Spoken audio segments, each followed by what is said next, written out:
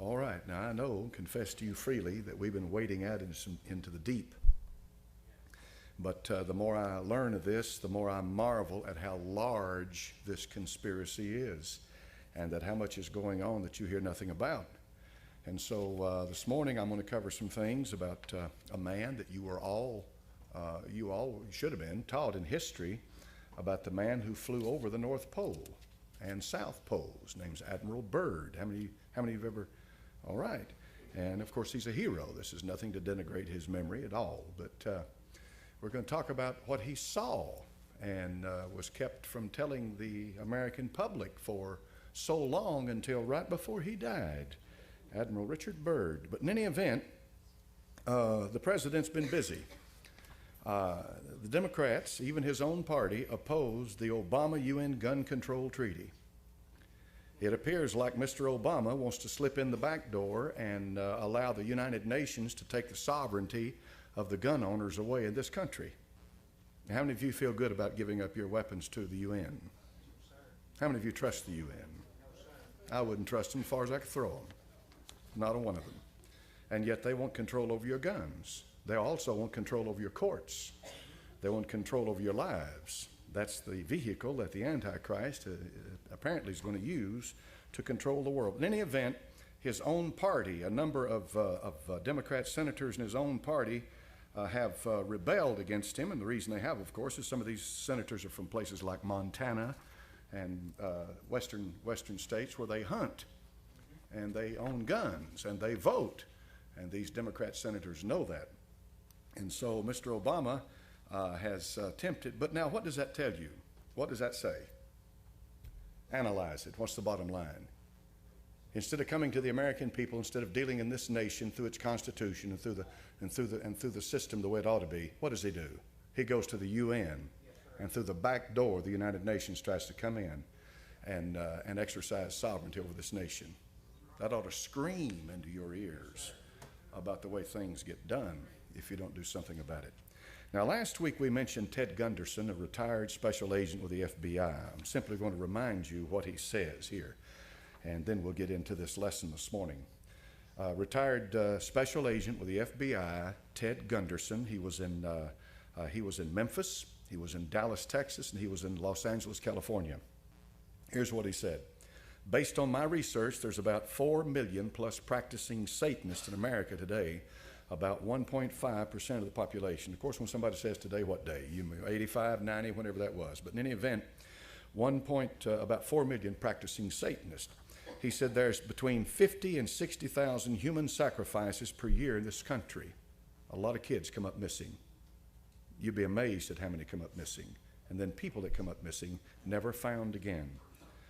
The reason for the cover-up, because it could identify actors, professional baseball players, professional football players, politicians, etc., people in high places.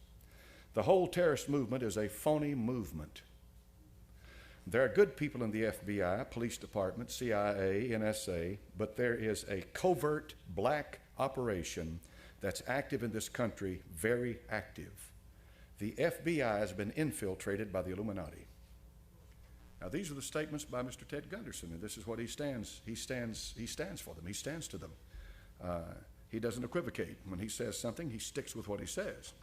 So is this man a raving lunatic, or since he has a privileged position of an inspector and privileged knowledge, then maybe what he says has some validity to it. Maybe so, reckon?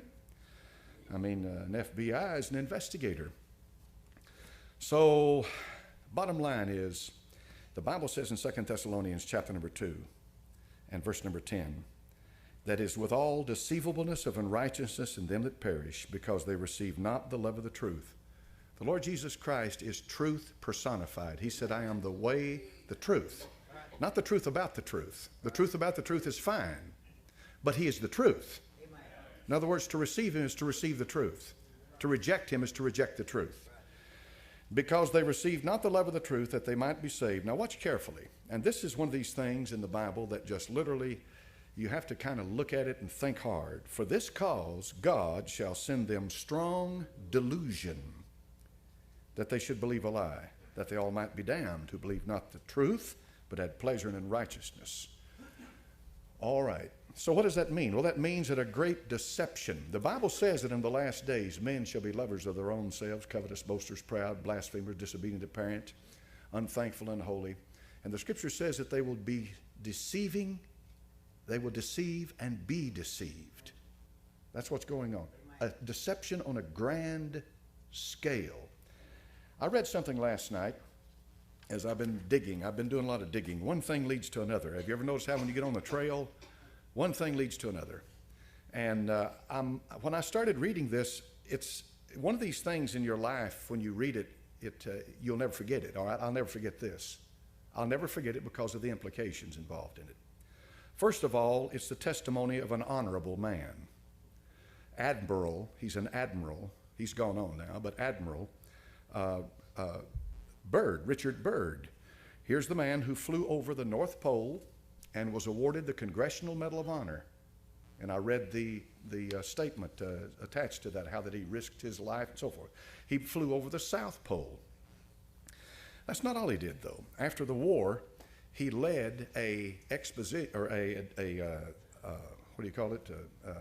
expedition to South America with over 4,000 troops and 8, 9, 10, 12 warships. And it was called Operation High Jump. I never heard of it.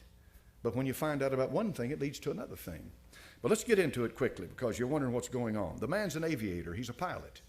And he leaves at 0600 hours. That's 6 o'clock in the morning for folks that, if you're not familiar with the 24-hour clock. 0600 is 6 o'clock in the morning. He flies out and he headed north. He gives updates as to his flight, to turbulence that he gets in the air. He drops his altitude, raises his altitude, standard procedures of any pilot. And he does this. And he talks about how he does it and continues to fly. He has constant radio checks with his base so they'll know where he is. They can keep up with him. And back in those days, they didn't have GPS and all of that stuff, so they flew by what's called dead reckoning a lot of times. And pilots know exactly what I'm talking about when I'm talking about dead reckoning. He continues to talk to them until he gets down, until he comes. He's flying over the ice. He's flying over the North Pole. And what do you expect to see? Nothing but ice. That's what you expect to see. One sheet of ice after another sheet, just solid white ice, snow, the North Pole. Until he sees a creature down below, which looks to him like a mammoth, and he drops his altitude to about 1,400 feet, and it is a mammoth. And this begins to really get his attention. He sees a mountain range, and at 10 o'clock in the morning, so now he's been in the air for 4 hours, he says he crosses over the small mountain range and still proceeding northward as best can be ascertained. Beyond the mountain range is what appears to be a valley with a small river or stream running through the center portion. There should be no green valley below, no green valley in the Arctic, no green valley. And something is definitely wrong and abnormal here, he says. We should be over ice and snow. To the port side, port is left, starboard is right. To the port side are great forests growing on the mountain slopes. Our navigation instruments are still spinning, and the reason they're spinning is because he's approaching magnetic north. And the magnetic pole, if you ever get around the magnetic pole, you forget your magnetic compass. It's not going to work because the magnetism is so intense, and the movement is so great that it's no use to you. But in any event, he says his navigational instruments are spinning. The gyroscope is oscillating back and forth. Then he sees this beneath, and he says, at 1,400 feet, and I execute a sharp left turn to better examine the valley below. It is green with either moss or some type of tight-knit grass. The light here seems different. I cannot see the sun anymore. We make another left turn, and we spot what seems to be a large animal of some kind below.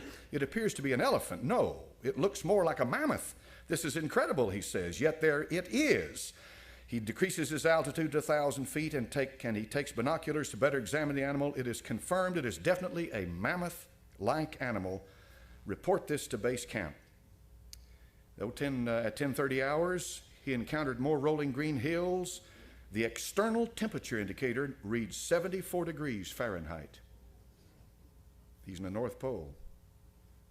Continuing on our heading now, navigation instruments seem normal now. I'm puzzled over their actions. Attempt to contact base camp, radio's not functioning. And now what follows is one of the most incredible things I've ever read in my life. And let me put it in the context of this. When Satan showed the Lord Jesus Christ the kingdoms of the world in a moment of time, he did just that. He has power. And there are things going on that there is absolutely no physical definition or logical reasoning to, but the existence of it cannot be denied. And this is what's happening here. In 11:30 hours, countryside below is more level and normal, if I may use that word. Ahead we spot what seems to be a city. This is impossible. Aircraft seems light and oddly buoyant. The controls refuse to respond. My God, he says, off our port and starboard wings, a strange type of aircraft. They're closing rapidly alongside. They're disc-shaped and have a radiant quality to them. They are close enough now to see the markings on them. It is a type of swastika. This is fantastic. Where are we? What has happened? I tug at the controls again. They will not respond. We're caught in an invisible vice grip of some type. 11:35 hours, our radio crackles and a voice comes through in what appears to, in English, with what appears to be a slight Nordic or Germanic accent. The message is, "Welcome, Admiral, to our domain. We shall land you in exactly 7 minutes. Relax, Admiral. You are in good hands. I note the engines of our plane have stopped running. The aircraft is under some strange control and is now turning itself. The controls are useless." In plainer words, he's been taken over completely. Now, up to this point, you're going to say to yourself, well, this is a madman. Or you may say to yourself, I know the power of the devil. I know how he can deceive. And what follows, he is taken into a city by blonde-haired men who look like these Aryans that Hitler and the rest of them were talking about in Germany. And then he's finally taken to their leader. And when he's taken to their leader, he has a conversation with him. He's their master. And that master tells him that essentially that they've been observing us on top of the earth where we live for a long time, and that we have gotten to the point by killing each other. And they're talking about the atomic bomb that had just been recently dropped on Hiroshima and Nagasaki. You know those two. This happened in 1947, I think this happened. These bombs had just recently been dropped. They were dropped April, wasn't it? April the 3rd, 9th, 1945, somewhere in April. These bombs had just been dropped in Hiroshima and Nagasaki, and they were saying that we are going to have to do something with the people who dwell on earth because you have gotten out of hand. All right. They tell Admiral Byrd that he's an honorable man, and he asks him, why am I here? They said, because you're chosen to be here. You're a man that we can trust. We're going to tell you what's happening. We're going to tell you all of this. They tell him. They send him back. All right, he goes back apparently and reports this to the United States government because remember, he is a military officer accountable to his chain of command. So he goes back and he tells his superiors. And apparently they tell him to hush this up. This stays hushed until right before he dies, this diary comes out. Because he says, I cannot leave this world without letting humanity know what has happened. I cannot leave. I must tell them what happened. Now, before we go any further, let's ask ourselves some questions. Number one, did he write this diary? Is this Admiral Byrd's diary? Did he really write this? Number two, if he really did write this, and this is legitimate, this is his diary, then something obviously happened to this man when he was over the North Pole. Something happened. Something obviously happened to this man. Number three, regardless of whatever happened to this man, he's convinced something happened to him, so it's incumbent upon us, what did happen to him when he was over the North Pole? All right? If you press this thing a little further and do a little more studying into it, you'll find out that there's an awful lot of people out there that believe the earth is hollow, that there's not a molten mass in it like they say. Now, if you're a Bible believer, you know this. You know that the heart of this earth, hell, is located. If you believe the Bible, all right? If you believe the Bible. And if you believe the Bible, the book of Revelation makes it very plain that the bottomless pit, which is hell, was opened, and out of that pit came these creatures upon the earth. They're coming out on the earth. They're coming out on the face of the earth. Now, that's a wild thing.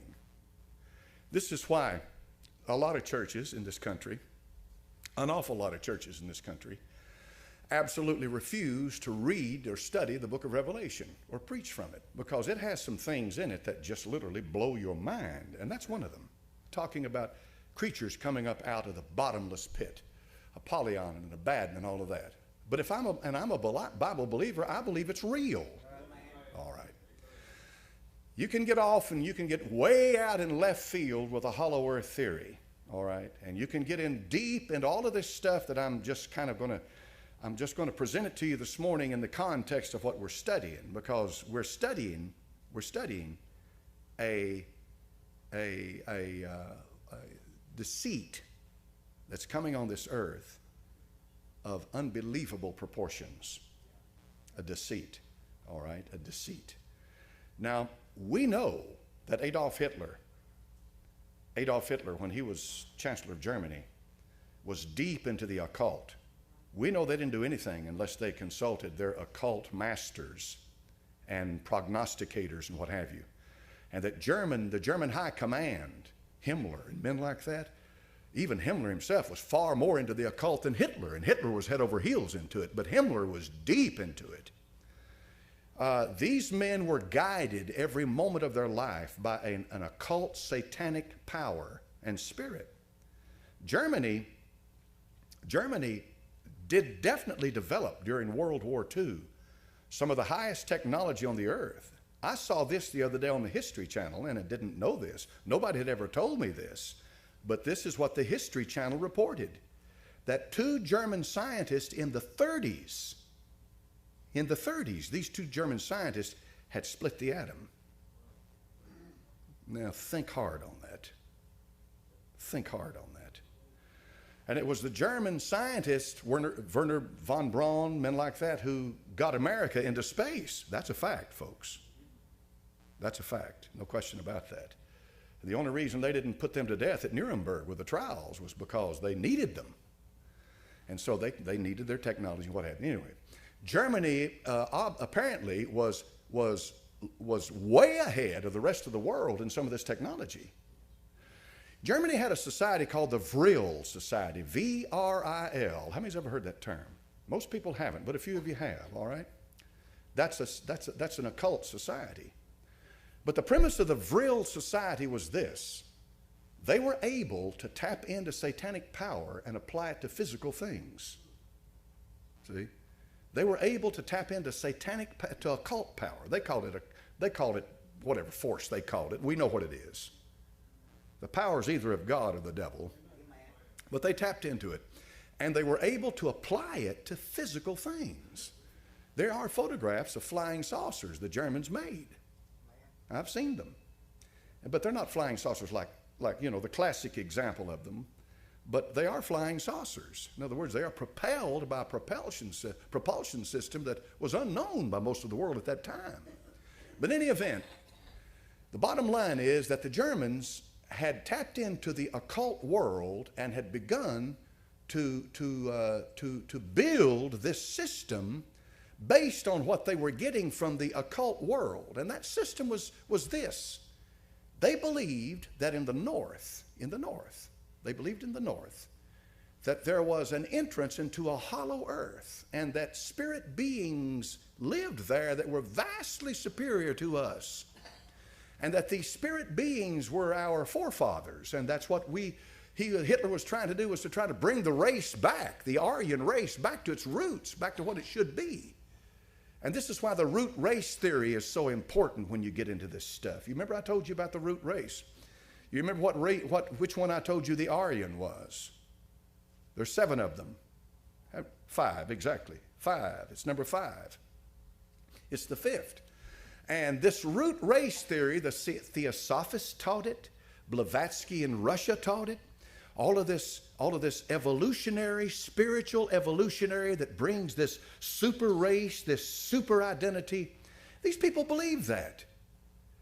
The evolution, when you talk about biological evolution, all right, you're talking about what they teach at UT and all the major colleges in the world. They teach biological evolution. What is biological evolution? That's what Charles Darwin taught, right? All right, that's simple enough on the surface of it for people to relate to. Biological evolution. I don't believe it, but that's what they teach. All right. Then there is social evolution.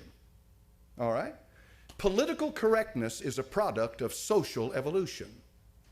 What's social evolution? Well, if biological evolution is true, then social evolution is where the masses and humanity and governments are able learn how to live in peace and blah blah and so forth. In plain words, social evolution means that there must be a one world government for men to live. That's social evolution. See, that's not biological evolution.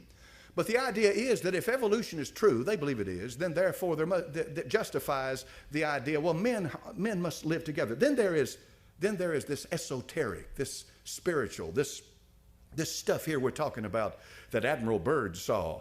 There is that type of evolution, and this gets into the mystical category of it, because this gets into that highbrow stuff about the spirit beings that are channelers and guides and are communicating with people.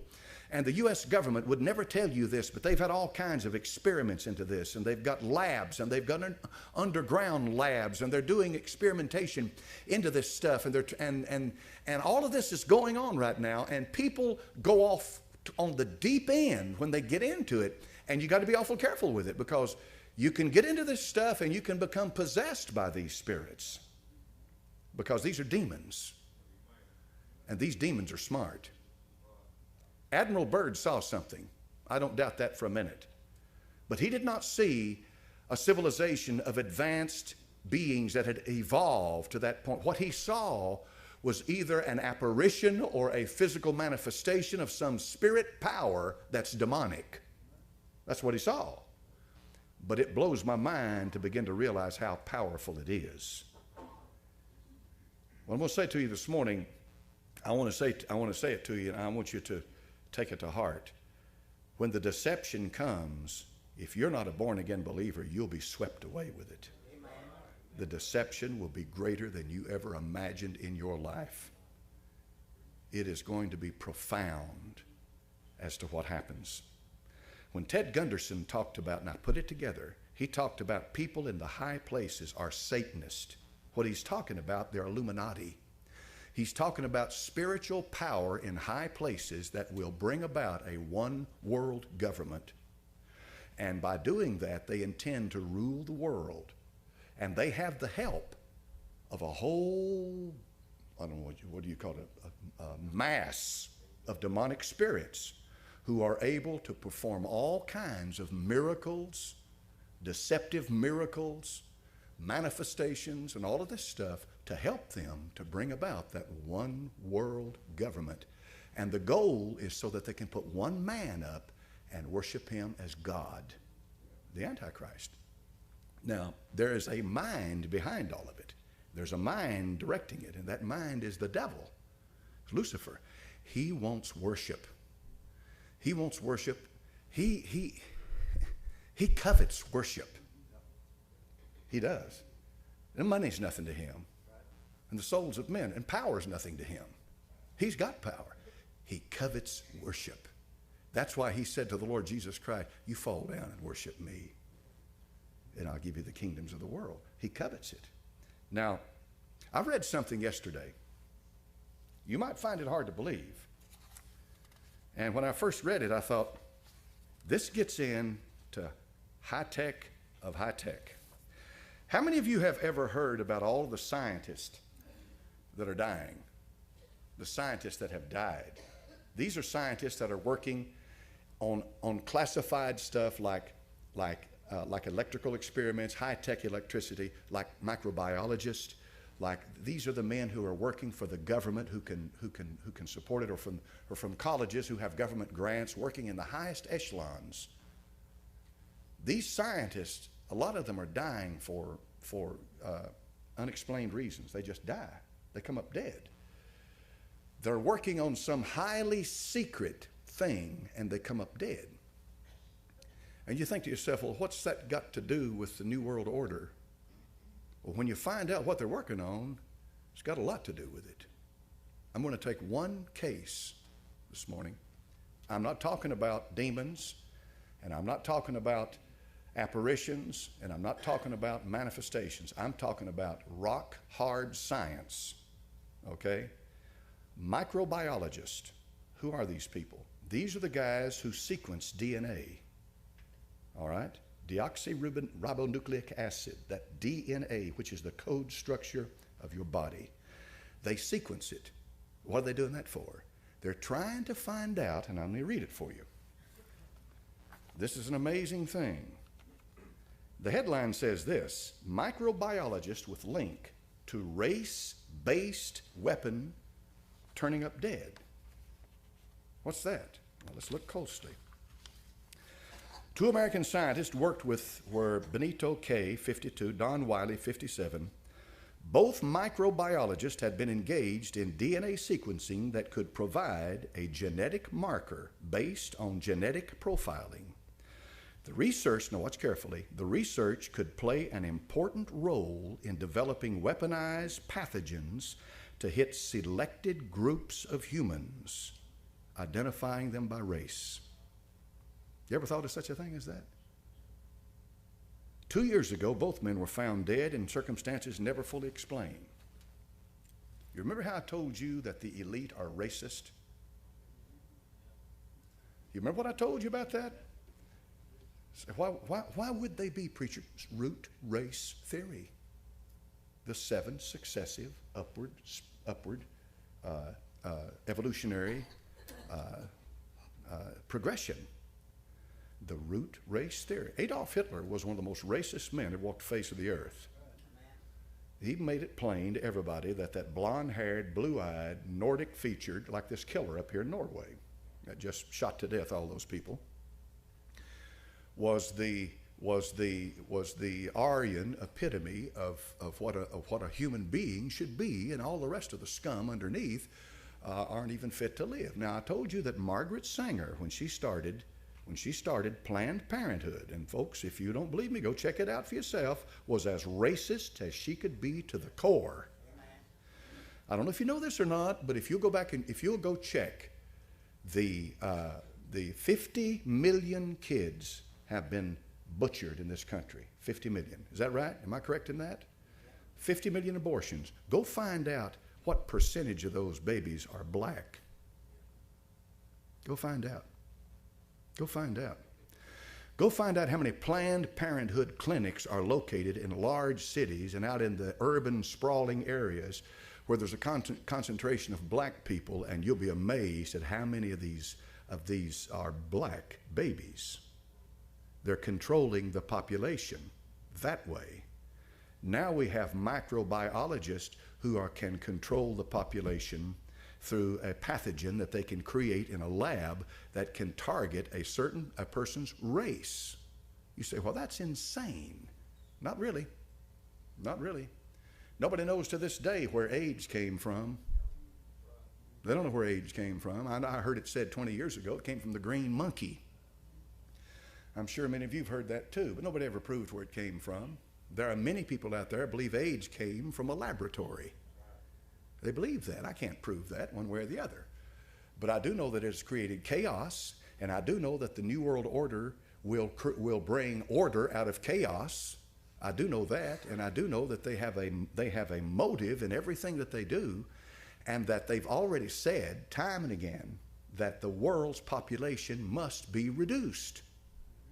They're going to reduce the population. And here's what they plan to have in this new world: the super rich and the herd. No middle class. Middle class will be gone. If you get on Drudge right now, it may still be posted on his main page. Get on Drudge, and you'll see where he says, black middle class eroding quickly. All right? Middle class, the middle class. Europe has the serfdom and it has the king. All right, that's been the system in Europe. America created a cultural system that's unlike anything else. They had super rich, always have, always will. They had the very poor, but they had the middle class. You see, they had the middle class, the buffer between the super rich who dictated over the very poor. The poor they kept them uneducated, they kept them ignorant, they kept them poor, so they could use them and work them. Did you believe that you're doing that today? That's exactly what all these bailouts were about. That's exactly what this new world order intends to do. It's going to create a super rich class. At one time, Bill Gates was worth $90,000 million. That's a pile of money. Right now, he's falling on hard times. He's down about 45 billion, I think, somewhere in there. At one time, that's an unbelievable amount of money. And how did he make that? He didn't make that over generations. When he created Microsoft, and he created Microsoft because he went to work for IBM. IBM wanted somebody to make an operating system for them. IBM was a computer manufacturer, always has been. And you know, way back before them, when you went to a grocery store to buy food, that cash register more than likely was IBM or Royal or something like that. So they wanted an operating system for their computer, their personal computer, so Bill Gates wrote the code for it. He was a computer programmer. That's all he was. And then he created Microsoft. He created Windows. He created an operating system that sat on top of DOS. And now, of course, DOS is gone and it's all Windows. And he monopolized the system. Every PC that came out had Windows on it. And so Bill Gates got a royalty from it. And he monopolized it. You know, they talk about the antitrust laws up there in Washington. They didn't work for him because every PC that was made had Windows on it until Linux came out. And then Mac, of course, has got a different system altogether, but it's a different computer. He became an intensely rich man by doing that. That's what's happening now. You'd believe the rich have lost their money? Let me ask you this question. When this deep, deep recession started in 2.5, 3 years ago, okay, do you believe any of that money disappeared that was around 3 years ago? Do you believe, in other words, do you believe that money's still around that was around 3 years ago? Okay, it's still around, right? It's just not in your hands. All right? Who did that? Who allowed the housing industry to build? Fannie Mae, Freddie Mac, pumping money in, letting people buy houses that didn't even have a job, had no way they could pay a mortgage payment like that, and house after house after house after house after house. They knew that this bubble was building. It was a created prosperity. These houses weren't worth what they were piling all this money into them. The day would come when reality would set in. That's exactly what they wanted. It did. For what? To create a recession like we've been in. They're going to bring something out of that recession. These planners are going to do something with it. What's his face said to Bill Clinton, evangelist, wasn't Evangelist Clinton, it was the one that's in there now. Obama, the one who became the mayor of Chicago. He said that you can't let a good crisis go to waste. Rahm Emanuel. All right? I'm talking about the elite. I'm talking about what they're going to use to bring about exactly what they intend to do. And so these scientists come up dead. Here's one at the end. It says, there have been persistent reports. The Institute is also engaged in DNA sequencing research. One former member of the Knesset, Didi Zucker, caused a storm in the Israeli parliament when he claimed that the Institute was trying to create an ethnic-specific weapon in which Arabs could be targeted by Israeli weapons. In World War I, they had biological warfare. You remember that? The gas, all that, the trenches. But now they've got to the point now with technology and with that they've learned enough now to where they apparently can create a weapon that by sequencing DNA. Now it was about 10, 15 years ago, they charted the whole human genome. All right? Something like that. 10 years ago, I forget exactly how long it's been. They charted it, the whole human genome, the genetic structure of the human being. All right, they got it all laid out. Okay. This means they have a database built up that they can work from. And they know that if they can get to the point to where they can create a weapon that will wipe out certain races or certain people, then you talk about control over people, they've got control over you, like you wouldn't believe, to force into being what they intend to force into being. Now, when you look around yourself, and what I'm talking about, you know, I've talked about Bird and I've talked about this other stuff. You got to ask yourself the question, well, how long is it going to be then? I mean, they've got all this technology, they've got all this stuff going. How long is it going to be before they bring this together and they do it? They're already doing it. It's already happening. It's already happening. When you look outside How many of you have noticed these little antennas that have a square box on top of them? That's ELF. That's an ELF antenna. You know what that's for? Ostensibly, it's for this. On the surface of it, that's what it's for. And it may be used, but that's not all it's for. It emits a microwave. Hitler, scientists, discovered. It's amazing the stuff that's come out of Germany, isn't it? Hitler's scientists discovered back in the 30s and the 40s that certain waves could control the behavior of people. You could. They could control the behavior of people. Now, the radio spectrum is huge, folks. I mean, to give you an idea of what I'm talking about, you tune into an AM station, and you're going from somewhere like 500 to 520 on up to, 1700. Then you tune into an AM station, you get shortwave, you got shortwave radio receivers, you got waves, radio waves that are locked into a certain frequency like aircraft and the military and what have you. There's a huge spectrum of radio waves. They could have chosen out of that huge spectrum of radio waves, they had a huge selection of frequencies to choose for your cell phone. They could, open, it's available. Because that frequency is not practical for a radio receiver like you listen to. So they could choose these frequencies. Guess what frequency they chose? It's a frequency that is right next to what's necessary to control a human being. Isn't that amazing? Now, you've already been warned time and again that these cell phones could cause damage. Overexposure to them, They have what is that thing where you can look at a body and you can see a hot spot in it? It's some kind of a camera that shows thermal, infrared, something like that. They showed a woman or a man that had been listening on a cell phone, just took the phone away, then they showed a photograph of the same person 10 minutes later.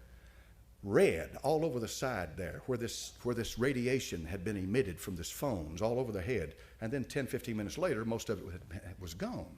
Okay, now that's a fact. That's rock hard science, okay? It is a fact that radio waves can affect human beings.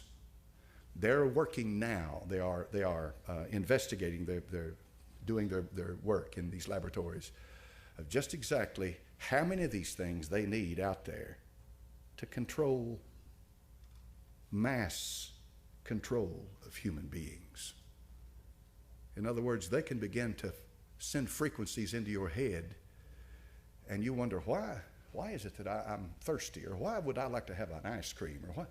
All of a sudden this desire hits you. It's because they're feeding this stuff into your brain. Now you say, well, now that's crazy, preacher. That they wouldn't do that. The government wouldn't do that, would they? Yes, sir. That's another thing altogether. They've already proven that they've used that. Okay?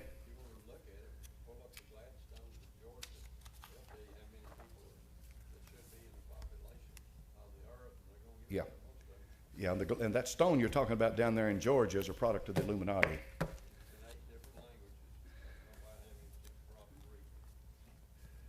Now, what I just led you into right before we close today is mind control and controlling of the masses, didn't I? That's what I laid the groundwork for. Are they going to be able to control you? Can they control the masses? Will they be able to control the way you think? They can monitor where you're going. They can do that now. Will they be able to control where you go? Yes, sir. Particularly believe in mind control. Just look at a restaurant.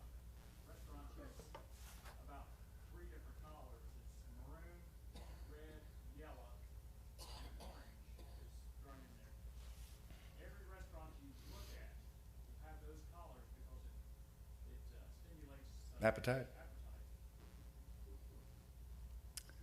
It's based on a lot of research, isn't it?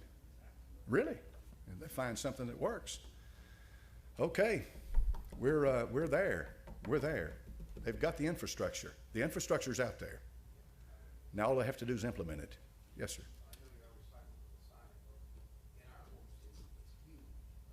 The Masonic Lodge.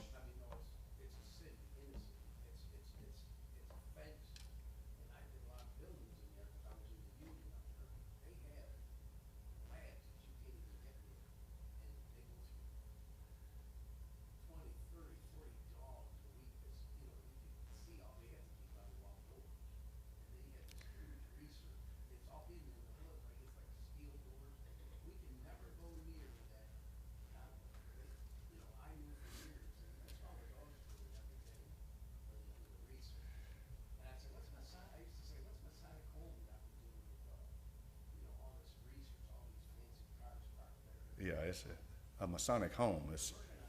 That's a front. There's a lot of research going on in animal and human DNA. You better believe it. Some wicked stuff's going on. Yeah. Back in the 30s. All right, we've run out of time. So we'll have a word of prayer and let you go. Next week we'll pick it up. And type in Admiral Byrd. Do this on your own, okay? See if you can find out anything about if anybody has brought up any credible evidence to say that that was not his diary. I'd really like to know. Because if that's Admiral Byrd's diary, something heavy duty is going on, isn't it? You better believe it.